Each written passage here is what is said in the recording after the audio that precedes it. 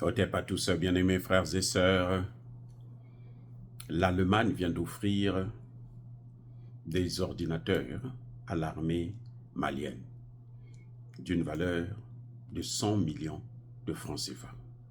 Ça fait combien en euros? Si vous divisez ça par 60 et tout, ça fait à peine par 65, je veux dire. Vous voyez? Alors, dites-moi, 100 millions de francs CFA pour la valeur des ordinateurs. Est-ce que le Mali a demandé des ordinateurs à l'Allemagne? Question. Non. Mais pourquoi ils envoient des ordinateurs à l'Allemagne? Question. Parce qu'ils sont bêtes. Pourquoi je dis qu'ils sont bêtes? Parce que ces ordinateurs doivent certainement être piégés. Bien sûr. Ce sont des ordinateurs. Si l'armée utilise ça, eh bien, il faut se dire qu'ils seront en contact avec l'Allemagne, aura toutes les informations.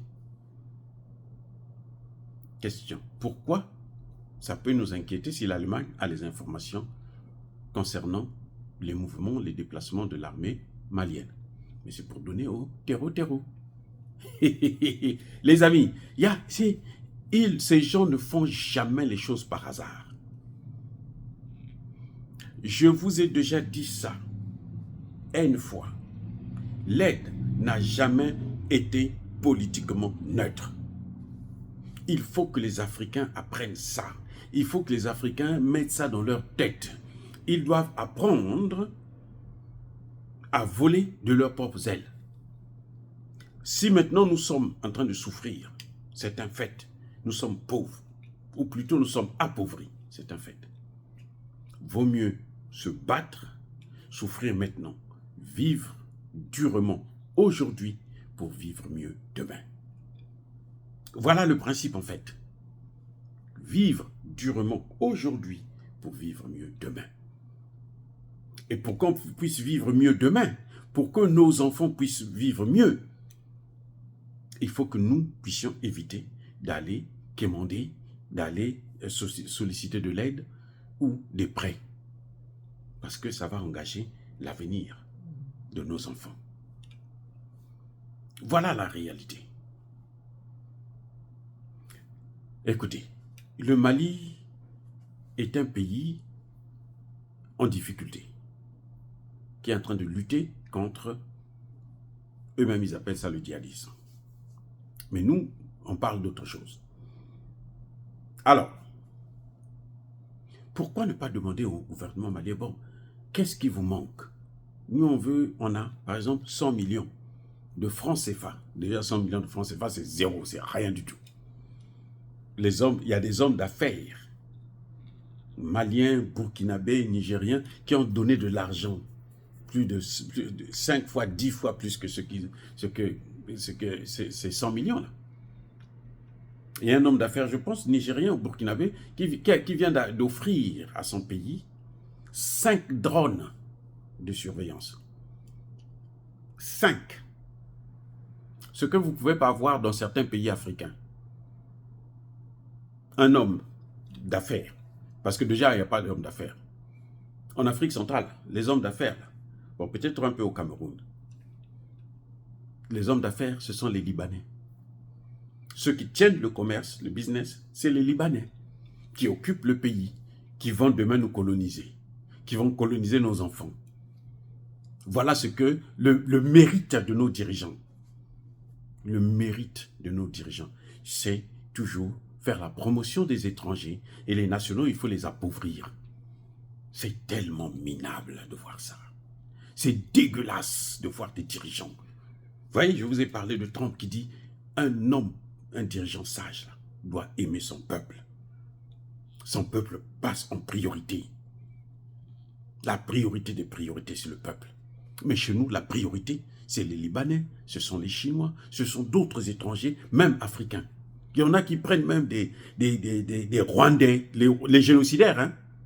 Parce que le Rwanda, c'est un pays de génocidaires. Moi, je ne suis pas de ceux qui pensent qui font la différence entre Kagame et les autres Rwandais. Non, Kagame est Rwandais. Tous les Rwandais sont comme Kagame, des génocidaires. Et dites ce que vous voulez. Pensez comme vous voulez, je m'en fiche. Il n'avait pas à tuer 18 millions de personnes et aucun homme au Rwanda ne se lève pour dire non, stop, arrêtez ça.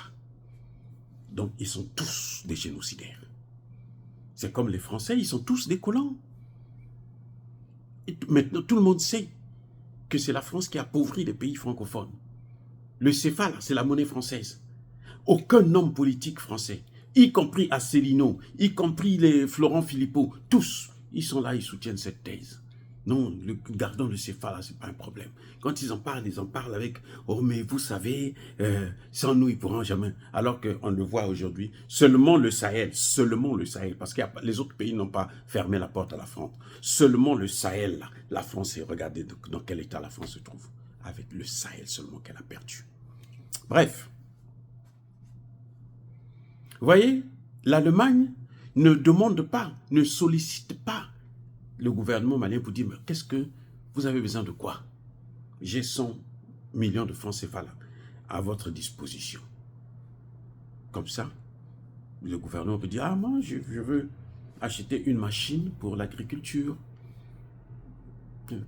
On nous amène des ordinateurs. Est-ce que les ordinateurs peuvent mettre un terme au terreau? Non. Donc, qu'est-ce que vous servez à quoi? Autant mieux même refuser ces aides-là. Nous devrons arrêter de vivre de l'aide.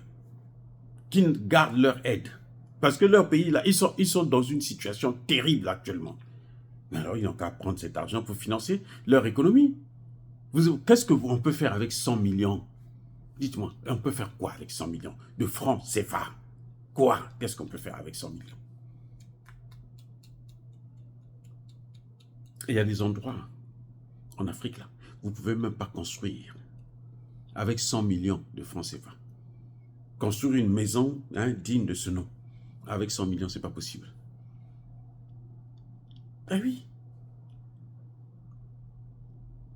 Mais on vous emmerde et on dit, on parle à la population, dit, on a aidé le Mali. Non, vous n'aidez pas, on n'a pas besoin de ça. Et les Maliens doivent apprendre maintenant à refuser l'aide. Nos pays, là, nous devrons apprendre à refuser, rejeter l'aide. Paul Biya l'a dit aux États-Unis ici, il dit, nous ne voulons plus de l'aide. C'est comme les Américains qui prennent 500 et quelques millions de dollars. Là, au moins, c'est les dollars. Bon, c'est un peu plus. Mais pourquoi? Pour l'humanitaire, les droits de l'homme, et ceci, cela, alors qu'on a des problèmes de santé, d'éducation, d'agriculture. Ça, ce sont nos priorités. Eux, ils nous amènent à l'aide humanitaire. Et ce sont eux qui amènent les guerres. Ce sont eux qui encerclent actuellement l'AES. Et on amène l'aide humanitaire à l'AES. Ça dit que c'est se moquer des gens. Il faut qu'on apprenne à refuser l'aide. Voilà, bien-aimés frères et sœurs, encore une fois de plus, soyez bénis, abondamment bénis par le Dieu des Kémites et par nos ancêtres angélisés, mais que tous ceux qui persécutent le continent africain, le pillent et le déstabilisent, qu'ils soient noirs, blancs, chinois, arabes, juifs, indiens ou qui qu'ils soient punis, maudits, foudroyés, neutralisés, écrasés, effacés par le Dieu des Kémites et par nos ancêtres angélisés. Vive l'Afrique éternelle, j'ai dit et j'assume.